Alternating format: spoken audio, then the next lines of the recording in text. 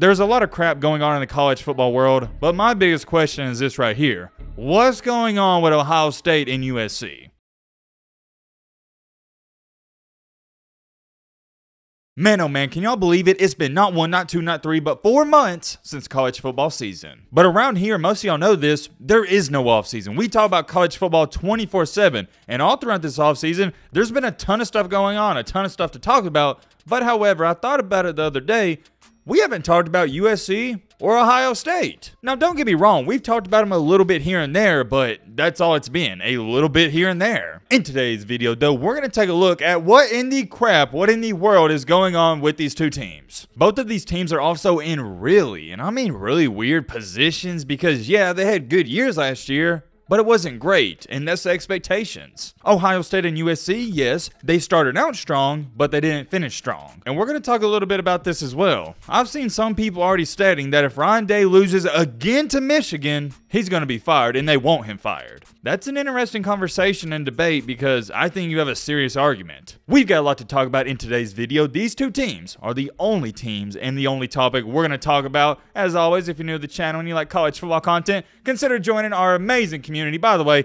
shout out to everybody that subscribed. Love you guys. All right, Matt, blah, blah, blah. Shut the crap up. Now, without further ado, let's get into it. I feel good. Better than I should. Okay. Singing Matt has left the chat. Let's log in. Let's get down to business. Hope you guys are having a great Tuesday. If not, that's okay. I hope this video can make it slightly better. Now, let's talk about Ohio State, or my apologies. The Ohio State and USC. I have a question. It is the topic of this video, and I want my USC fans and Ohio State fans to let me know in the comment section. What is going on at these two schools? Please let me know. Please, I am begging you. I need information because all these other fans around the country, Colorado, Bama, Georgia, Tennessee, LSU, Florida, Michigan, Oklahoma, Texas, all the other fans out there, they're sending me news nonstop, but the past 4 months, I haven't seen anything about Ohio State or USC. Where do y'all want me to start with this? You know what? As a matter of fact, I just say, I feel like talking about this one first. Let's start with Ohio State, then we'll talk about USC. I'm not going to give you a 10-minute boring rundown of what happened last year. Let's make a long story short. If you don't know what happened, I'll try to catch you up to date. Just like every season for Ohio State the past 6 to 7 years, everybody's overhyped them and, well, they've wet the bed. I don't know another way to say it. Ohio State has wet the bed. Have they had good seasons every year?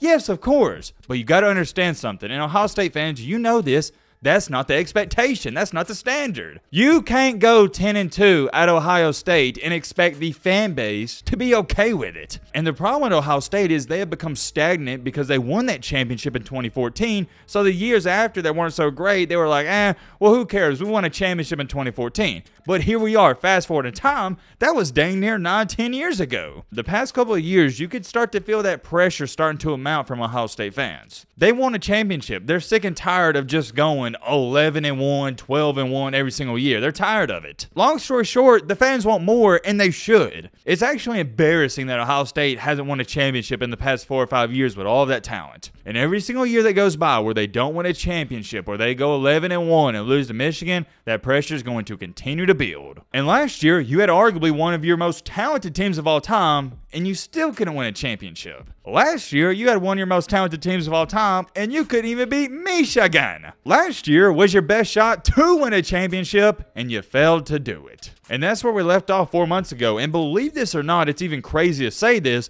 but Ohio State is currently on a 2-game losing streak. The last 2 games of the season last year, they lost. And the sad part about it is, I'm not going to sit up here and talk about the game because we've done it enough already, is you should have beat Georgia. Georgia had zero business whatsoever winning that game. Somehow, some way, they did it. But hey, it's in the past. I'm not here to bring up that game too much because it's over. Let's move on. Let's talk about what's next. We can't change the past. I can talk about it for 10 hours. Nothing's going to change it. But you can change the future. Whoa. Hold on. Did somebody say future? I think they did. Speaking of future, let's talk about it. Where is Ohio State currently? What's the state of this program? Well, for starters, you lost one of the best wide receivers in the country in Smith-Njigba, and you also lost one of the best quarterbacks you ever had in C.J. Stroud. Did you lose some other pieces here and there? Yeah, but you also had your linebacker, star linebacker coming back, and you also got one of, if not the best wide receiver prospect to ever come out of the college level in Marvin Harrison Jr. He's still on the team. This Ohio State team is very talented. The only question mark and the only red flag, and it's what we're about to talk about,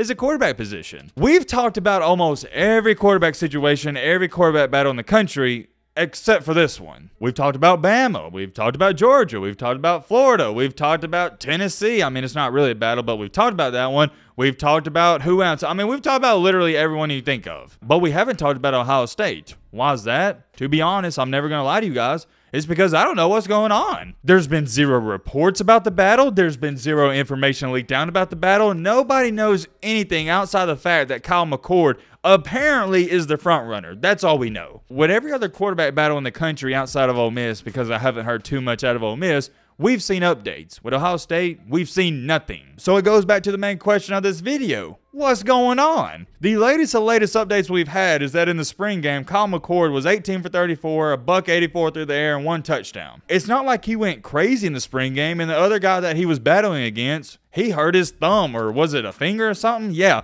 Either way, he didn't get to play in the spring game, so that set him back. For those of you that are curious, the other quarterback in this battle, Devin Brown, well, he didn't get to play in the spring game, and that set him back a ton. I can't emphasize that enough. This injury, the minor injury that Brown has went through in this offseason, it has hurt his status. But here's what Ryan Day had to say late into spring practice that caught my attention. It's two guys competing, and one day, one guy has the upper hand, and the next day, the other guy might have the upper hand. Going off of that quote still gives you the vibe that this battle is wide open. As much as I would love to sit up here and talk about this quarterback battle between Kyle McCord and Devin Brown, there's nothing to talk about. We haven't seen anything. Devin Brown didn't even play in the spring game, so we barely have any video footage of him whatsoever. And for Kyle McCord, all we saw was he went 18 for 34 in the spring game. Not bad, but not really good. It's average. Let's just say, for the sake of this video, Kyle McCord, he winds up winning the job because that's what everybody is presuming, at least at this point in time.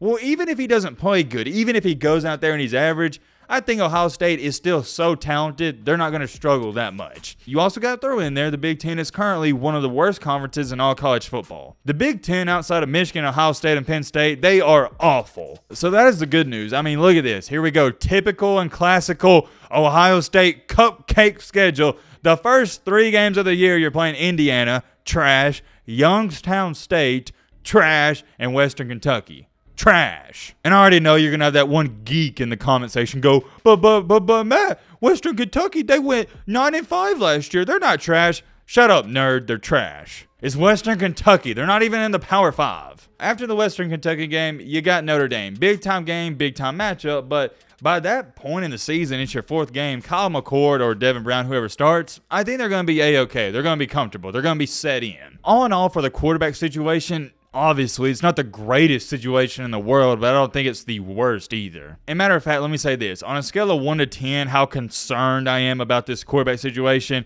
1 being not concerned at all, 10 being really concerned, panic mode, press the red button, I'm at a 2. Probably a 2 or 3. Yeah, I'll say 2. And let me make this clear. I'm not saying I'm confident in the quarterback situation. It's more so of Ohio State's schedule is that bad, and Ohio State is so talented, they can go out there and run the ball every single play and go 10-2. Speaking of running, I say we talk about the running backs and the other part of the offense, the offensive line. Not even worried about it. It's not even worth talking about. They're going to be A-okay. Ohio State always has underrated running backs, and the offensive line is always pretty decent. On the flip side of the ball for a defense, here's probably the real conversation we need to have. And Ohio State fans aren't ready for this conversation. I've been saying it the past, 2-3 years now? Your defense is trash. Your defense is awful. I guess y'all live in fairy tale land because Ohio State last year was holding a couple Big Ten teams to 10, 17 points. Everybody's tagging me saying, oh, Matt, well, their defense ain't that bad. Well, no crap, it ain't that bad. You're playing Northwestern. Ohio State's defense is going to look decent or really good against bums. But when you play the Georgias of the world, that's when you're going to get exposed. The defense next year, mark it down. I said it last year. I was right. I'm going to say it this year, and I'll probably be right again. The defense for 2023 will remain trash. Your only hope if you're an Ohio State fan is if you can score an average 50 points per game, and I believe they can do that. But until something changes on the defensive side of the ball, and going back to this, I haven't heard of any changes. Maybe there is changes. I haven't heard of them.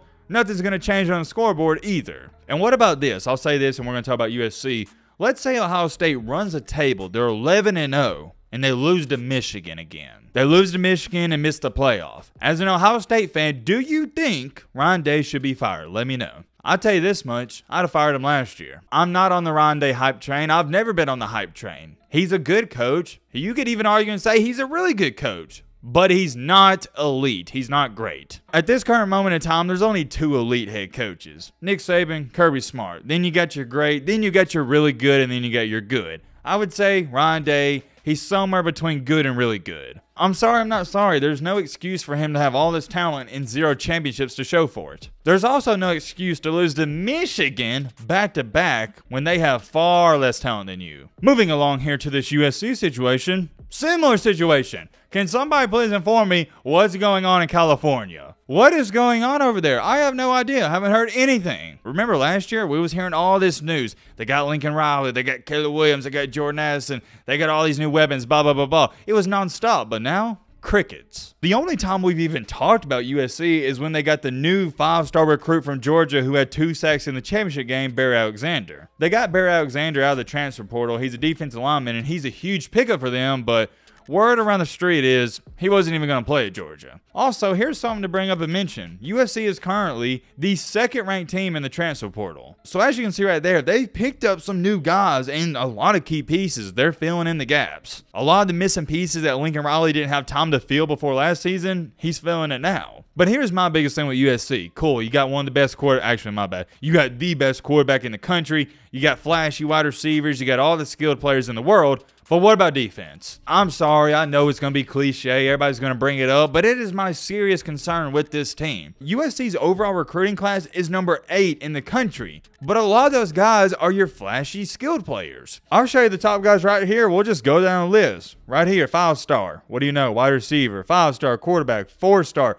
wide receiver. You do got a linebacker. That's big, but back to it. Running back, offensive tackle. You do got a cornerback. Here we go. Offense. Running back, safety, then finally you got defensive lineman, and it just goes on and on. You get the point. I will say this, though, and I do want to speak on this. 2 of their big pickups that nobody's going to talk about is Dejan Lafitte, hope I'm saying that correctly, and Elijah Hughes. These are 2 3-star defensive linemen that they're not going to get a lot of recognition, but they can fill the lanes. They can fill the gaps. They can be good players. To me, at least, that is the biggest question mark. That is the biggest red flag for Lincoln Riley. Cool, Lincoln Riley. We know you're going to score 55 points a game. We know this. The only question people have ever had about a Lincoln Riley-led team is the defense. Can you stop anybody? And they haven't done it, ever. It doesn't matter where Lincoln Riley goes. He's always had one of the worst defenses in the country. I don't know if that's by coincidence. I don't know if that's by design, but it is what it is. It's the cold, harsh reality. And I'm going to give him the benefit of the doubt. I know most people don't like him, and they're not going to give him the benefit of the doubt, but I am. USC sucked when he took him over. I knew up front, and I tried telling people, this was not going to be a 1-year rebuild. It's going to take at least bare minimum 3 to 4 years to get them to where they really need to be. And also last year, I was higher on USC than most other people out there. Everybody's saying, oh, they shouldn't be ranked inside the top 10. I was like, no. This is a top 10 team. I knew that was going to be in the mix of things at the end of the season. Not because I believed in USC that much, but the Pac-12 isn't the greatest conference in the world,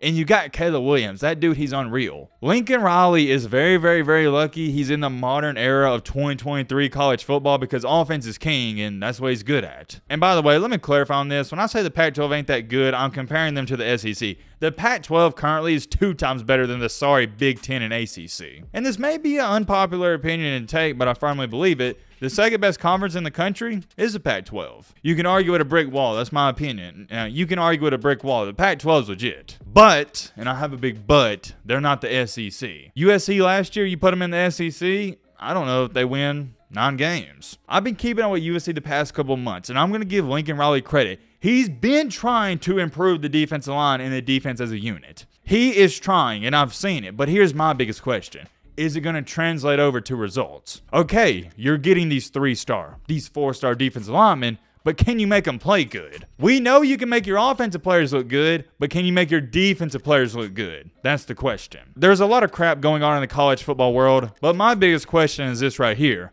What's going on with Ohio State and USC? That is my question to you guys. Please fill me in the comment section. I don't have many sources out in USC. I don't have many sources out in Ohio State, so I don't get as much information. It is what it is, but from my perspective, from everything I've seen, it doesn't seem like they're changing their philosophies too much. it kind of just feels like Ohio State and USC are going to have a similar season as they did last year, next year. But I want to throw this in there. My perspective is an outsider's perspective. I know there's some people out there watching this video. You have an inside perspective, and let us know. That's all for today. I'll see y'all tonight. Let me know your thoughts down below. But